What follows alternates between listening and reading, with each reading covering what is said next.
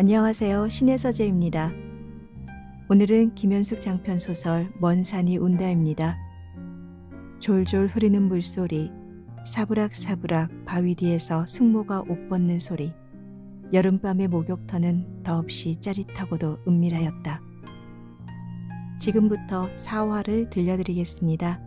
그럼 편안한 시간 되시고 구독, 좋아요, 알림 설정 잊지 마세요.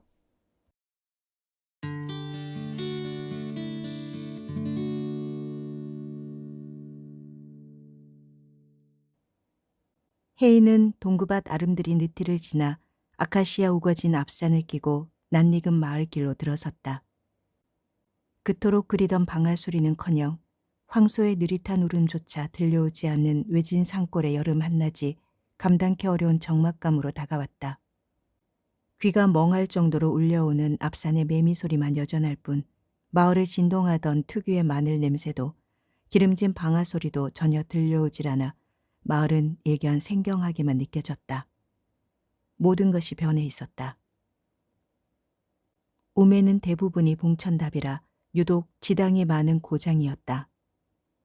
금성산에 올라 마을을 보면 지푸른 산야 층층이 개간된 좁은 논밭 사이로 수없이 많은 은빛 호수가 한낮의 햇살에 반짝거렸다. 하나, 둘, 셋, 넷, 11, 12, 13, 21, 22, 31, 32. 일 없이 세어가노라면 도무지 셈이 헷갈려 몇 번이고 다시 헤아려야만 했다. 그중 헌탕이라 불리우는 혜인네 연못은 산 정상 맨 꼭대기에서도 단연 눈에 띌 만큼 크고 깊었다. 연못가 아주까리 그늘에 앉아있으면 금성산의 보랏빛 그림자가 그림처럼 고요히 물에 어려 일렁이는 신비스런 못이었다. 여고생이 된 16살의 여름, 혜인은 언제 내려올지 모르는 호영을 기다리며 헌탕 못가에 앉아 그림을 그리고 있었다. 무릎 위에 스케치북을 얹은 채 한나절을 그렇게 앉아 있었다.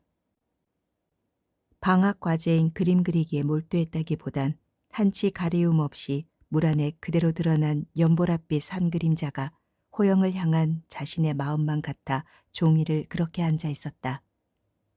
한낮의 불볕 더위도 점차 사그라지고 산 그늘을 따라 조금씩 인해가 깔리기 시작하자 어디선가 불어온 한 줄기 바람에 목가에 키 큰 포플러가 사르륵 그 잎새를 흔들었다. 순간 들 너머 마을 쪽으로부터 휘휘 귀에 익은 휘파람 소리가 들려왔다. 호영이 즐겨 부르는 미국 민요였다. 한 송이 들국화 같은 젠이 바람에 금발 나부끼면서도 오늘도 예쁜 미소를 보내며 연못가에 있는 물결처럼 혜인의 가슴에 화르륵 그리움의 물살이 번져왔다. 호영이 다가오고 있었다. 좀 전에 대구에서 와닿은 기차편으로 이제 막 우매에 도착한 것이다. 들녘 너머 정거장에 기저귀 울 적마다 오늘은 행여 그가 오려나 맘 졸이며 기다려온 만남이나 그래도 와락 달려나가 맞을 수는 없다. 외려 몸을 동그랗게 움츠리며 혜인은 연못가 아주까리 속으로 깜빡 숨어버린다. 고추 먹고 맴맴, 담배 먹고 맴맴. 아주까리 무성한 잎새 사이로 숨바꼭질 하듯 맴을 돌았다. 구슬 같은 제니의 고운 노래에 그의 휘파람은 어느새 하모니카 소리로 바뀌고 이나, 숨바꼭질하나. 이윽고 못가로 성큼 다가온 호영의 낮고도 뭉클한 음성이 혜인을 불렀다. 구슬 같은 제니의 고운 노래에 작은 새도 가지에서 노래해. 등 뒤로 바짝 다가온 그의 하모니카 소리에 그녀는 그만 발을 헛디뎌 첨벙 논도랑 속으로 빠져버린다. 장꽃무늬 하늘하늘한 원피스 자락이 논고의 황토물에 닿을 듯 말 듯 찰랑거렸다. 우하하, 이나, 내 그럴 줄 알았대. 재빨리 다가와 손을 내미는 호영의 얼굴에 환한 미소가 피어난다. 닿을 듯 말 듯 스치는 얼굴, 화트화트한 숨결, 일렁이는 눈빛. 그가 못가에 넓적한 아주까리 잎을 따 그녀의 머리 위에 차양을 씌워 주었다. 목가에서 종일 그림 그렸더나. 얼굴이 앵두같이 빨갛게 익었대. 하모니카를 입에서 뗀 후 한 손으로 혜인의 볼을 살짝 건드리며 그가 말했다. 오빠야! 오빠야! 순간 산나리빛 노을에 잠긴 들녘 저편으로부터 그의 여동생들이 우우 달려왔다. 7이나 되는 그의 여동생 중 위로 5인 정아, 진아, 선아, 미아, 희야. 갑작스런 그들의 출현에 그가 살며시 혜인의 손을 놓으며 그들을 향해 몸을 돌렸다. 고만고만한 연년생 동생들을 바라보는 그의 눈빛이 산노을처럼 붉게 물들었다. 산이 울고 있었다. 벌건 가슴으로 지는 해를 받아 안고 터질 듯 아픈 울음을 토해내었다. 그 품을 가르며 달려오는 소떼의 요란한 발굽소리. 음매해, 음매해. 걱중걱중 어미소를 찾아 뛰는 송아지 울음. 이랴! 힘껏 고삐를 휘두르는 어린 목동들의 다부진 외침. 터질 듯 활기 넘치는 그들의 긴 행렬로 비로소 마을은 저녁이 열리었다. 하얗게 밭꽃 핀 초가마다 저녁 연기 피어오르고 마당에 커다란 멍석이 깔리면 이윽고 마을은 축제의 시간이었다. 허리 휜 숙모가 부산이 몸을 움직이며 저녁상을 나르고 머슴 덕규는 산에서 베어온 꼴을 모아 마당 한켠에 모깃불을 피웠다. 조부모의 육각형 겸상, 고봉 가득 밥이 담긴 덕규의 것, 숙모와 혜인의 사각상, 때론 혜인과 그의 형제들의 크고 둥근 나무상, 저녁 내내 아궁이에 불을 떼어 숙모가 장만한 음식은 참으로 풍성했다. 헌탕에서 잡아온 꼴부리에 숭덩숭덩 애호박을 썰어놓고 자작하게 끓인 일품 요리의 꼴부리탕, 밭에서 갓 따온 풋고추와 애호박을 넣어 끓인 얼큰한 된장찌개, 밥 위에 양푼을 얹어 노릇노릇 쪄낸 콩잎쌈, 향긋한 생미나리 무침, 갖은 양념을 하여 가마솥에찜 명태찜, 이따금 조부모의 밥상에만 오르곤 하던 도톰한 갈치조림, 숙모의 고된 땀과 정성에 의해 만들어진 산골의 여름 밥상은 너무도 푸짐하고 향기로웠다. 저녁 먹는 멍석가엔 모깃불 내음 가득하고 날래 오시더 저녁 잡쌌니껴 오가는 이웃들의 정겨운 인사에 여름밤이 깊어가고 별은 더욱 빛났다. 그러나 이제 밥 짓는 저녁 연기는 다 어디로 사라졌는가. 그 풍성했던 축제는 흔적조차 보이질 않는다. 어린 시절 수없이 드나들던 그리운 집에 당도하였으나 혜인은 도무지 낯설고 황량하여 가슴이 시릴 뿐이다. 호박넝쿨 우거진 붉은 토담, 감나무 아래 정겨운 쌀인무는 간 곳 없고 회색 담장, 차가운 철제문이 섬뜩한 이질감으로 시야를 가려온다. 그나마 마당으로부터 들려오는 떠들썩한 아낙들의 웃음소리, 이야기 소리, 그리고 담 너머까지 배어나오는 음식 냄새에 겨우 잔칫집에 다다랐음을 깨달을 뿐이다. 숙모!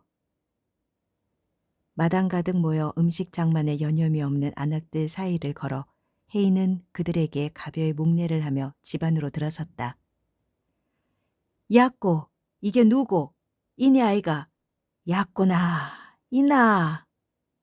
음식이 가득 담긴 채반을 광으로 옮기던 숙모가 반색을 하며 달려와 혜인을 부둥켜 안는다. 숙모, 늦게 내려와 미안해요. 진작에 왔어야 하는데. 뒤엉켜 흐르는 온갖 회한에 혜인은 눈물이 차오른다. 동네 안악들만 없다면 숙모의 품에 안겨 한참을 흐느꼈을 것이다. 아이고 우리 선상님, 학교는 웃자고 왔는겨. 숙모는 턱없이 음성을 높이며 혜인의 짐을 받아든다. 한때 자신이 거두던 진려가 학교 선생이 된 것을 동네방네 자랑하고픈 마음이 전해온다. 혜인은 차마 장기 휴직했노라 고백하질 못한다. 방학이잖아요. 숙모님 칠순인데 아무리 바빠도 와야죠. 그렇게 대답할 뿐이다. 어대가 아프노? 네 안색이 안 좋대. 아니에요. 그저 좀 피곤할 뿐이에요. 혜인은 숙모를 향해 짐짓 생기 있는 미소를 지어 보인다. 방으로 들어가 옷을 갈아입고 나온 혜인이 잔치 준비에 바쁜 동네 아낙들에게 일일이 고맙다는 인사를 건넨다. 시집간 후 친정집을 물려받아 옛날 그대로 옆집에 살고 있는 소꿉동무 순이가 일손을 놓고 달려와 혜인을 와락 얼싸안았다. 야꼬나 이나 이게 얼마만이고. 둘이서 꼭 부둥켜 안고 마당을 빙빙 돈다. 순이, 너 이바구꾼이었잖니.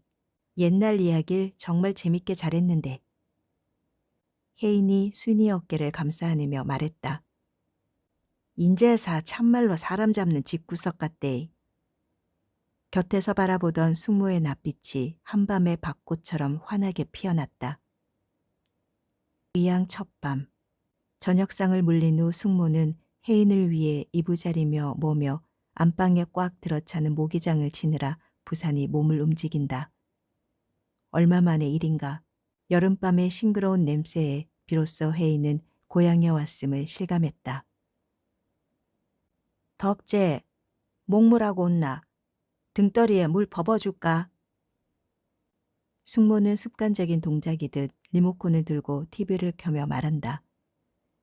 찌지직. 음질불량한 낡은 TV에서 잡음과도 같은 소음이 새어나온다. 쥐야장천 늘 홀로 밤을 지새는 여인이 나이 들어가며 할 일이란 무엇일까? 낭군처럼 자식처럼 시린 세월을 함께 견뎌온 낡은 TV가 그녀에겐 누구보다 더 가까운 존재일 것이다. 혜인은 그간 자신의 무심했음을 자책하며 칠순 선물로 숙모에게 최신형 TV를 한 대 사드려야겠다고 마음을 먹는다. 세면도구를 챙겨 들고 수도가로 가기 위해 혜인은 가만히 모기장 한쪽을 들추곤 최대한 빨리 몸을 빠져나온다. 옛일을 떠올리는 혜인의 입가에 미소가 피어오른다. 부채로 이래이래 후쳐가며 바싹 엎드리가 퍼뜩 들가고 퍼뜩 나와야 한대. 모기떼가 보통 극성이 아닌 곳이라 저녁이면 숙모는 드넓은 대청 마르며 이방 저방 정성껏 모기장을 치며 쉴 새 없이 들락거리는 조카, 진려들에게 매번 그렇게 주의를 주곤 했다.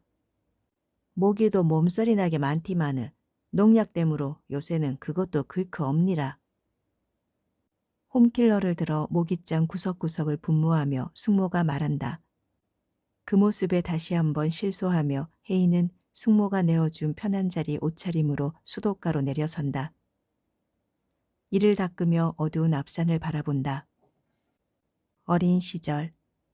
밤이면 숙모는 을에 깨끗이 씻어 뒷간 한 귀퉁이에 놓아둔 요강을 다시 부셔 마루에 올려놓곤 했다. 바람 부는 밤 어쩌다 잠에서 깨어 더듬더듬 마루의 요강을 찾아 앉아 앞산을 바라보면 시커먼 산은 머리를 휘휘 풀어헤치고 온몸으로 춤을 추며 우러대었다. 그럴 때면 옷상 밀려오는 공포와 주위의 강력한 보호 속에서 느끼는 은밀한 안도감에 어린 혜인은 요강 위에 앉아 우르르 몸을 떨었다. 그러나 이제 그녀에겐 어두운 앞산 저 검은 숲의 흔들림이 오직 처연한 슬픔만을 자아낼 뿐임을, 삶의 신선함에 지친 한많은 여인의 몸부림이 저러할까. 불현듯 윤영기 숙모와의 호젓한 밤 목욕의 풍경이 떠올랐다. 나랑 냄새 진동하는 여름밤 서둘러 설거지를 마치면 숙모는 타올이며 옷가지 비누 등을 챙겨 들고 혜인을 앞세워 앞산 골짜 깊은 개울가로 목욕을 나갔다. 에고, 이니 네 없음은 내 목욕도 못하고 의할 뻔했노. 숙모는 어린 혜인의 손을 꼭 잡고 녹슬고 낡은 후레쉬의 희미한 빛에 의존하여 깻잎향 너울대는 깨밭을 따라 더듬더듬 개울을 거슬러 올랐다. 되도록이면 맑고 깊고 아늑한 목욕터를 찾으려는 노력이었다. 이윽고 널찍한 바위 및 오목한 웅덩이가 보이면 그곳이 곧 그 밤의 목욕터였다. 졸졸 흐르는 물소리, 사부락사부락, 바위 뒤에서 숙모가 옷 벗는 소리, 첨벙첨벙 이리 할딱 저리 할딱 뛰어다니는 청개구리의 놀란 소동, 후두둑 정강이를 때리며 떨어져 내리는 조그만 연두빛 산복숭아, 여름밤의 목욕터는 더없이 짜릿하고도 은밀하였다. 달이라도 훤히 뜬 밤이면 행여 누가 볼세라 숙모의 몸놀림은 더욱 조신해졌다. 숙모는 어린 진려에게조차도 결코 함부로 몸을 보이는 법이 없었다. 커다란 바위 뒤에 숨어 소리 없이 한 겹 한 겹 옷을 벗고는 얼른 개울물에 몸을 담근 후에야 이나 뭐하노 퍼뜩 들어오제 하며 그제야 말을 건넸다. 때론 이나 등 좀 밀어도고 하며 목화섬처럼 뽀얗고 토실한 등을 내맡기는 적도 있었다. 유난히 달 밝은 어느 밤이었다. 목욕을 마친 숙모는 타올로 젖은 머리를 말리며 옷을 벗어놓은 바위 위로 올라갔다. 아련한 달빛이 너럭 바위를 고즈넉이 비추는 밤이었다. 소리 없이 한 겹 한 겹 옷을 입던 숙모가 한순간 허물어지듯 바위 위에 몸을 뉘었다. 시리도록 요요한 달빛에 갓 씻은 몸을 얇은 속옷바람 그대로 드러낸 젊은 숙모의 모습이 그토록 싱그럽고 여자답게 느껴진 건 처음이었다. 늘 험한 일에 파묻혀 지아비의 외면과 냉대 속에 질경이처럼 거칠고 억센 모습으로 변해가는 평소의 숙모 모습이 아니었다. 무언가 생경한 느낌의 혜인은 조바심이 일었다. 숙모, 그만 집에 가자. 새큼하고 텁텁한 삼복숭아를 아드득 베어물며 혜인은 성마르게 귀가를 재촉했다. 그러나 숙모는 어인일로 꿈쩍도 하질 않았다. 실신한 듯 달빛을 향해 몸을 뒤척이며 야릇한 신음소리를 토해낼 뿐이었다. 에고, 요대로 고마 폭삭 죽어뿔만 딱 좋겠대. 요대로 고마 폭. 신음은 어느새 애소로 그리고 흐느낌으로 변해갔다. 달빛 교교한 밤 마침내 숙모는 젖은 머리를 풀어헤치고 온몸을 바위에 부딪히며 오열했다. 겁에 질린 혜인도 소리를 내며 따라 울었다. 달밤에 숙모가 갑자기 요망한 귀신으로 변할 것만 같아서였다. 놀래어 울부짖는 혜인으로 인해 숙모가 어느 순간 울음을 뚝 멈추었다. 에고 미안타 이나 미안테 내 잠시 미쳤는갑다. 고마 울음 그치래 고마. 울어대는 혜인을 등에 훌쩍 업어 달래며 숙모는 어두운 산길을 내려왔다. 뽀그락 뽀그락. 걸음을 옮길 적마다 들려오는 물에 젖은 숙모의 고무신 소리에 비로소 혜인은 울음을 그쳤다. 내년이면 서울 가서 학교 댕길 낀데 이래 울보 겁쟁이라 우짜겠노. 숙모의 음성엔 여전히 울음이 섞여 있었다. 못다 운 흔적이 역력했다. 가엾은 숙모. 어린 마음에도 그 밤처럼 숙모가 가엾게 느껴진 적은 없었다. 무슨 말이라도 해서 숙모를 위로하고만 싶었다. 숙모, 내 학교 가면 공부 많이 해서 훌륭한 사람이 돼갖고는 숙모한테 좋은 거 많이 많이 사줄게. 응? 등에 엎여 두 팔로 숙모의 목을 꼭 껴안으며 그렇게 종알거렸다. 그래, 고맙데이. 내한테 좋은 게 멋이 있겠노. 에고, 이니 네 같은 딸이라도 하나 있음 이래 설지는 않을 낀데. 그럼 내가 숙모딸 하면 되잖아. 그치? 야꼬나, 이게 무슨 소리고. 배 아파 낳은 자식 누굴 주겠노. 너 그 집 요초 딸인데. 그래는 안 되는 법이데이. 코를 훌쩍이며 숙모가 말했다. 그때 어린 혜인은 생각했다. 후일 어른이 되면 꼭 숙모의 딸이 되어야지. 그리고 그 무엇이든 숙모에게 보탬이 되는 존재가 되어야지. 숙모의 포근한 등에 얼굴을 묻으며 그렇게 다짐했다. 이니 뭐하노? 목이 뜯긴다. 버뜩 씻고 들었나? 숙모가 방 안에서 혜인을 부르고 있었다. 그러나 혜인은 마당 수도가에서 어두운 앞산을 마주한 채 그 옛날 달빛 아래 밤목욕하던 숙모를 떠올리며 미동도 없이 서 있었다. 지금 혜인의 나이보다 훨씬 더 젊었을 숙모. 그녀의 그 처절하던 울음을 생각하자 앞산의 윤곽이 흐릿하게 흔들린다. 무엇이 숙모를 그렇듯 고통스러운 오열로 몰아간 것일까? 지압인 숙부에 대한 그리움, 그 사랑의 갈구였을까? 숙부는 그러나 그의 생에 단 한순간도 숙모를 사랑하지 않았다. 숙부의 사랑은 오직 단 한 여자, 스잔 숙모였을 뿐이다. 숙부는 탐리에서 태어나 성장했으나 맏형인 혜인 아버지 덕에 비교적 일찍 서울물을 먹은 그 시절의 소위 하이칼라였다. 다혈질의 성격에 남자답고 화끈하고 의리 있고 정 많은 호남형에 가까웠다. 그는 서울 숙모, 아니 스잔 숙모를 너무도 사랑했다. 서울 숙모의 모습이 당시 미국 여배우 스잔 헤이워드를 닮았다 하여 가족들은 그녀를 스잔 숙모라 불렀다. 이미 시골 숙모와 혼례를 올린 기혼남임이 분명하였으나 숙부는 그 사실을 숨긴 채 다시 수처녀인 스잔 숙모와 사랑에 빠진 것이다. 두 사람은 아무도 모르게 서울에서 조금 떨어진 스잔 숙모의 고향인 태계원 강가에 살림을 차렸다. 갈대처럼 가냘프고 여린 느낌의 스잔 숙모는 혜인이 보기에도 무척이나 예쁘고 여성스러웠다. 상냥했고 늘 재봉틀 앞에 앉아 커튼이며 옷가지 등을 감쪽같이 만들어내는 뛰어난 재주를 갖고 있었다. 그녀를 바라보는 숙부의 얼굴은 이 세상에서 가장 사랑스러운 여인을 바라보는 남자의 얼굴이었다. 아내에게 빠지고 혹하여 도무지 어쩔 줄을 모르는 거의 반쯤은 넋이 나간 모습이었다. 남자답고 강성이며 터프한 성격이 오직 스잔 숙모에게만은 예외였다. 그녀를 대하는 숙부의 태도, 그 정겨움이란 흡사 봄버들의 새순같이 말할 수 없이 부드럽기만 했다. 시골 숙모를 대할 때의 얼음장 같은 차가움, 냉혹감과는 완연히 딴판이었다. 숙부의 이중 생활은 별 탈 없이 유지되어 갔다.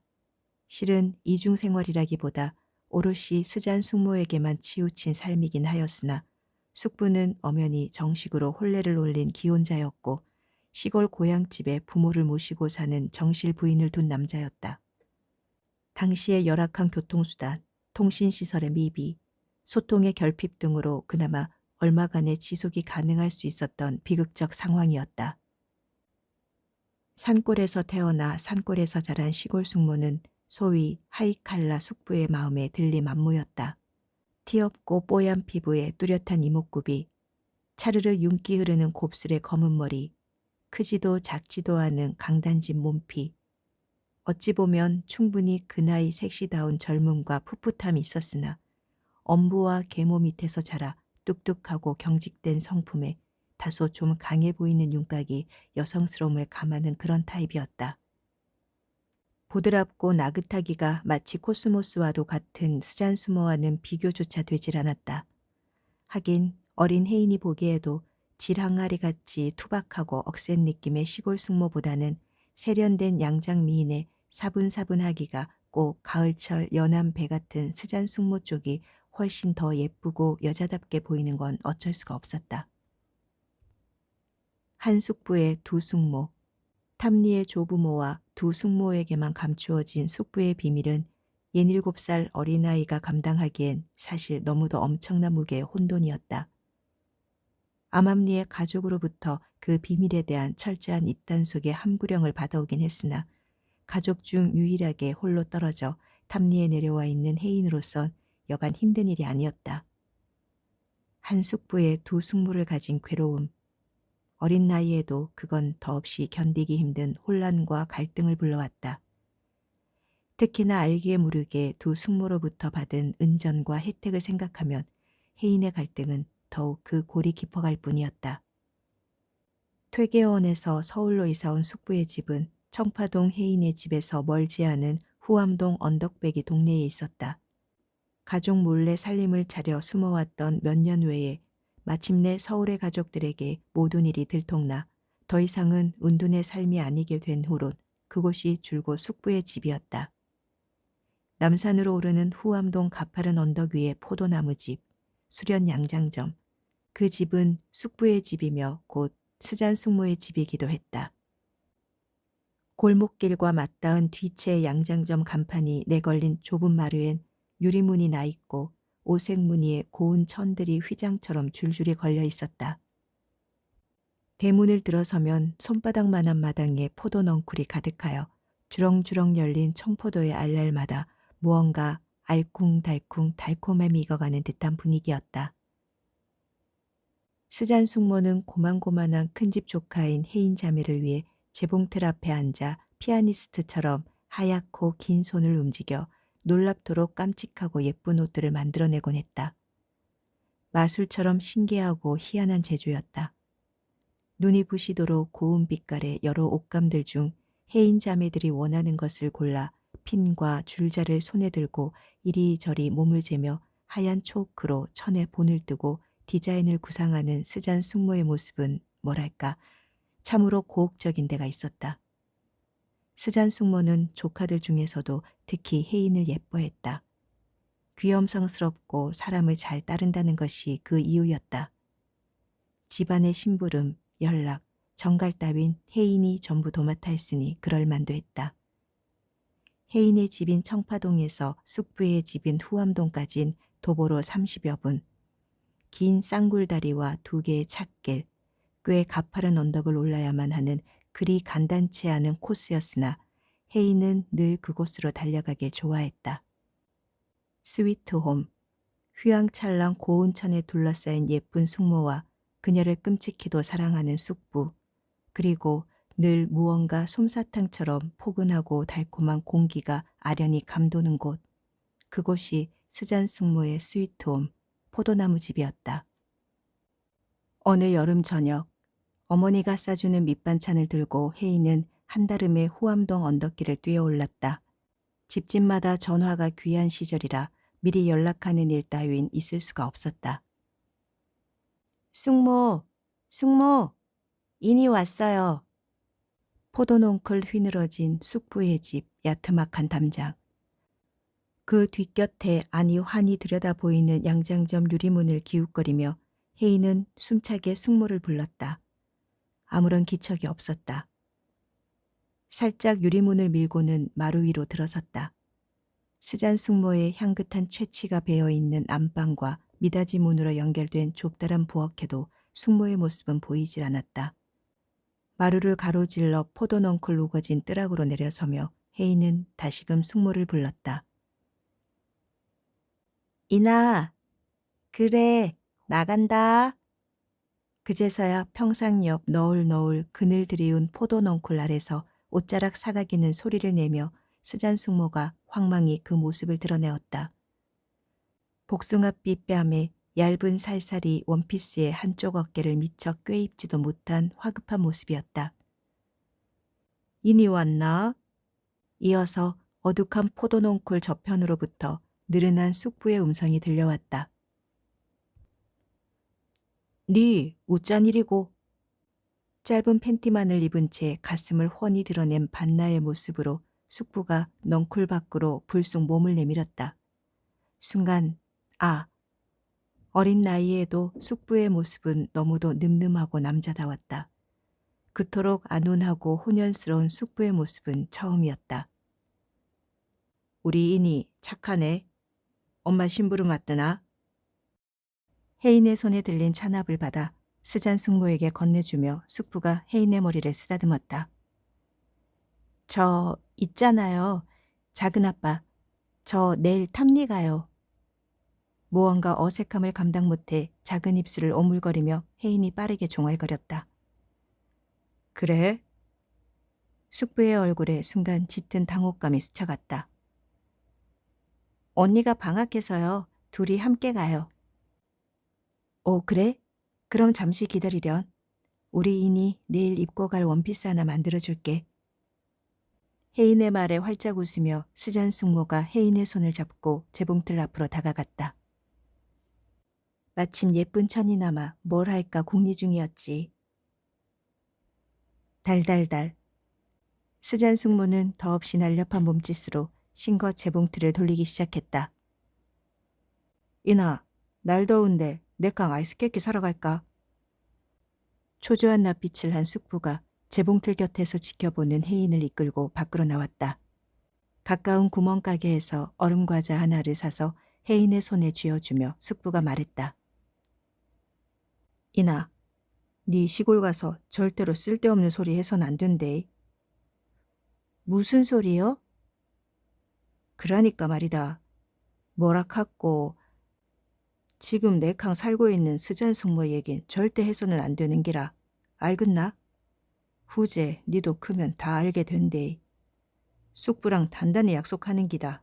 알겠나? 좀 전에 홍조는 간 곳 없이 너무도 긴장된 모습을 한 숙부가 딱해 보여 혜인은 무턱대고 고개를 까딱였다. 그런 얘기람 엄마나 가족들로부터 수없이 들어와 거의 쇠뇌의 경지에 이르러 새삼스러울 것도 없었다. 쉴 새 없이 아이스케이크를 빨며 숙부의 집으로 돌아오니 스잔 숙모는 혜인을 위해 어느새 감쪽같이 예쁜 원피스 하나를 완성해 놓고 있었다. 어깨에 끈이 달린 장꽃무늬 산나리빛의 매우 앙증맞고 깜찍한 원피스였다. 우리 이니는 옷태가 있어서 뭘 입혀도 예뻐요. 내일 꼭 이 옷 입고 시골 내려가라. 할머니 할아버지께서 얼마나 예뻐하실까. 혜인에게 옷을 입혀 이리저리 돌려보며 꽤나 만족스러운 얼굴로 스잔 숙모가 말했다. 당신 솜씨가 좋아서 그런 거지. 등 뒤에서 숙모의 허리를 꼭 껴안으며 숙부가 말했다. 너무도 감미롭고 아늑한 분위기였다. 후일 성장한 후에도 혜인은 그날의 장면만은 끝내 잊질 못했다. 하지만 그렇듯 애틋한 사랑이 왜 집안의 무서운 비밀이어야만 하는지, 그토록 착하고 고운 스잔 숙모가 왜 그렇게 꽁꽁 감추어진 숨겨진 존재라야만 하는지 어린 혜인은 그 점이 도무지 이해가 되질 않았다. 참으로 난해하고 혼란스럽기만 한 인습이었다.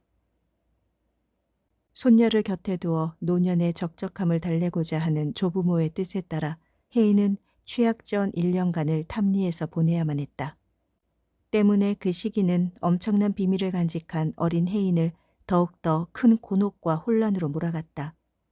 딱하게도 숙부의 이중 생활은 전혀 알지 못한 채 그저 때가 되면 언젠가 숙부가 자신을 서울로 데려가려니 할 일 없이 기다리며 살아가는 시골 숙모의 모습은 너무도 애달프기만 했다. 언제 폭발할지 모르는 아슬아슬 더없이 위태로운 뇌간, 뜨거운 감자. 예컨대 시골 숙모는 가족에게 그런 존재였다. 그러나 전면에 나서 근원적으로 이를 해결할 엄두는 아무도 못 내고 있는 딱한 상황이었다. 내사 언제나 서울 가 누구 숙부랑 살겠노. 푸념처럼 그렇게 말하는 숙모를 보면 너무도 안타깝고 마음이 짠하여 서울엔 스잔 숙모가 따로 있다니깐요. 자칫 그렇게 폭로할 뻔한 적이 한두 번이 아니었다. 숙부를 향한 숙모의 마음은 연려가 따로 없는 지극정성이었다. 1년에 단 몇 차례 스치듯 다녀가는 숙부를 위해 그가 오기 며칠 전부터 숙모는 자신의 몸피보다 큰 항아리에 밀주를 담아 뒤란에 묻고 귀한 육류며 생선 등 온갖 먹거리의 장만에 쉴 틈 없이 몸을 움직였다. 그러나 그 모든 정성도 숙부의 마음을 사로잡기엔 허사일 뿐이었다. 조모의 강권에 의해 어쩌다 숙모가 춘향이처럼 곱게 단장하고 숙부와 합방을 하는 밤이면 혜인은 할 일 없이 숙모의 옆자리를 쫓겨나 조모의 방에서 잠을 자야만 했다. 불쌍한 거. 이참에 얼라라도 하나 맹금은 좋을 낀데. 그렇게 기원하는 조모의 곁에서 혜인은 밤사이 정말 마수처럼 숙모에게 예쁜 아기가 하나 생겼으면 그렇게 소망하며 잠이 들었다. 그런 아침이면 집안은 고운 한복에 하얀 옥양목 앞치마를 두른 새색시처럼 수줍고 홍조를 띤 숙모가 아끼고 아끼던 씨암탉을 잡아 가마솥에 푹 고는 냄새로 잠이 깨었다. 이니 잘 잤나? 간밤에 숙부에게 잠자리를 뺏긴 소원함에 괜스레 볼이 부어 부엌에 들어서면 숙모는 쑥스러움에 살짝 눈길을 피하며 혜인에게 그렇게 말을 건네오곤 했다. 이따 점심때 국수 꼬랑지 굽어주꾸마. 어예. 어쨌든 숙모의 모습이 그렇게 행복해 보이는 것은 드문 일이었다. 그러나 유감스럽게도 그런 하루는 유독 짧기만 했고 하룻밤이라도 고향집에 더 머물 생각이 없는 숙부는 늘 밤차로 무정히 그렇게 떠나버렸다. 아무 말 못하고 애꿎은 장죽만 퍽퍽 빨아대며 착잡한 표정을 감추지 못하는 조부와 함께 조모는 동구 밖까지 따라 나오며 잘 가 그레이. 우야든지 객지에서 몸조심하고. 예의 눈물바람으로 숙부를 배웅했다. 그럴 때면 숙부는 꼭 화가 잔뜩 난 사람처럼 굳은 얼굴을 하곤 기차역을 향해 단호히 걸음을 옮겨갔다. 나오지 말라카이. 들어가라고마. 윽박지르듯 일가라는 숙부의 시퍼런 서술에도 불구하고 숙모는 부득부득 해인을 들쳐업곤 낭군님 가는 길을 황황히 따라 나섰다. 숙부가 떠나가는 밤의 플랫폼은 늘 스산하고 을씨년스러웠다. 저만치서 괴성을 울리며 달려오는 시꺼먼 진기열차의 엄청난 기세에 해인은 늘 겁에 질려 숙모의 치마폭을 파고들었고 허옇게 기염을 토하며 다가오는 기차 화통 소리에 울음을 터뜨리기 일쑤였다. 그러나 해인에게 무엇보다 두려운 건 실은 숙부의 눈빛이었다. 이니, 니는 서울 안 가나? 곧 학교도 가야 할 낀데 여서 뭐하는 기고, 어? 공연히 눈을 부라리며 화를 내는 숙부의 눈빛이 무서워 해인은 더욱더 소리를 지르며 울곤 했다. 그람은 편히 가입시더. 해인의 울음 사이로 숙모는 겨우 모기 소리만큼이나 가는 음성으로 숙부를 향해 작별 인사를 했고 숙부는 얼음처럼 차가운 등을 보이며 말없이 기차에 몸을 실었다. 밤의 플랫폼. 해인에게 그것은 너무도 쓸쓸하고 슬픈 기억이었다. 그런 밤이면 해인을 등에 업고 맹꽁이 울어대는 논두렁길을 걷고 걸어 집으로 돌아온 숙모는 이불 속에서 밤새 홀로 숨죽인 울음을 울었다. 한 여인, 아니 숙부를 둘러싼 두 여인. 그들이 만들어내는 슬픔과 불행의 냄새는 어린 해인을 너무도 일찍 철들게 했다. 먼지로 오느라 고단한데 고마 일찍 자그래. 수도가에서 몸을 씻고 어두운 마당을 서성이다 가만히 모깃장을 들추고 안으로 들어오는 해인을 향해 숙모가 말했다. 이니 니를 어려서 대불고 잘 때가 엊그제 같은데 세월 참 빠르제. 내가 벌써 칠순이라에. 참말로 세월같이 무서운 게 없대. 숙모의 음성은 젖어 있었다. 감회에 적기는 해인도 마찬가지였다. 모처럼 숙모 곁에 누워 낡은 모깃장을 통해 벽장 위 녹슨 대못에 걸려있는 누렇게 빛바랜 숙부의 사진을 바라보았다. 젊디 젊은 숙부의 모습, 예리한 눈매와 섬세한 윤곽, 갸름한 턱선이 더없이 수려하고 남성적인 모습이었다. 건설회사 대표인 해인의 부친을 도와 당시 거친 노가다의 세계라 할 건설업계의 선두주자로 이름을 날렸을 만큼 사나이다운 기계가 있던 숙부. 가히 두 여인의 생에 평생 화인을 남길 만한 인물이라고 해인은 씁쓸히 미소 지었다. 과묵하고 무뚝뚝한 해인의 부친에 비해 숙부는 정 많고 다감하고 그러면서도 더없이 남자다운 성격이었다. 그러나 어쩌다 두 여인의 지아비가 된 남모를 고통으로 무절제의 폭음과 흡연에 빠져 자신의 명을 재촉했다. 숙부와 두 여인, 어쩜 인과응보일지도 모를 그 비극적 삼자의 구도에서 어찌됐든 가장 힘들고 고통스러웠던 사람은 숙부가 아니었을까. 철이 든 한참 후에야 해인은 겨우 그러한 결론에 도달했다. 때로 어떤 상황에선 피해자의 슬픔보다 가해자의 자책과 고통이 훨씬 더 크리란 사실을 깨달은 것이다. 그러기까진 늘 선의의 피해자라 할 숙모들만 불행한 존재라 여겨왔었다. 그러나 정작 속이 타고 뭉클어져 가장 빨리 세상을 뜬 사람은 숙부였다. 가엾은 숙부. 벽에 걸린 숙부의 사진에서 새삼스레 뭉클한 회한을 느끼며 해인은 가스란히 풀목인 정갈한 요 위에서 몸을 뒤척였다. 숙부 사진 이제 좀 떼어버려요, 숙모. 아직도 숙부를 사랑해요? 사랑이라이. 글씨. 내사 안지 그런 거 잘 모를다만 하마 정 같은 거 알겠나. 그 더러분 정. 누가 뭐라 해도 너거 숙부가 내한테는 첫정이었던 기라. 그치만 숙모한테 평생 너무 차갑기만 했잖아요. 언제 단 한 번이라도 잘해준 적 있었어요? 백지로 내한테 미안해갖고는 정뗄라고 불어극했지 속은 어데 그랬겠나. 지캉내캉 한날 한시에 어른이 돼갖고는 남들은 모르는 속정이 와 하나도 없었겠노. 내한테 아이만 하나 있었어도. 솟구치는 회안에 괜스레 어깃장을 놓은 혜인에게 숙모는 아직도 답답하리만큼 일편단심 한치도 변함이 없는 연려였다. 숨이 막힐 만큼의 외골의 사랑.